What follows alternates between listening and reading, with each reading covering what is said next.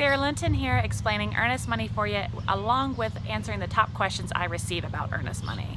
So what is earnest money? It's basically the buyer's skin in the game. Yes, you've signed a contract, but that seller is actually trusting you, the buyer, that you will actually buy their home, because this doesn't always happen. So they need a little bit of reassurance, so that is why we have earnest money. Now, earnest money has two installments. The initial check, the initial earnest money amount, will be due right after we sign that contract. So once we're under contract, the buyer, the seller, everyone's come to terms, we've negotiated, we are rocking and rolling, moving forward, you send over that first installment of earnest money. Now, the second remaining amount of earnest money is due after the attorneys have finalized the inspection item. So we've completed the inspection, we've already agreed to the terms, and that is when we send over the remaining earnest money. So 2 checks. Now, common questions I get. Hands down, number 1 question, as a buyer, can I get my earnest money back?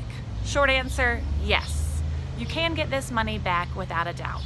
Well, caveat being, the seller has to agree to give your money back to you. So if there is an inspection issue, we have a valid reason, you're getting this money back.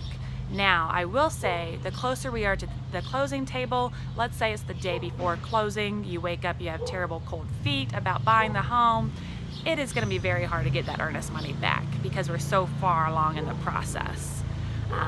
We would definitely get the attorneys involved at that point.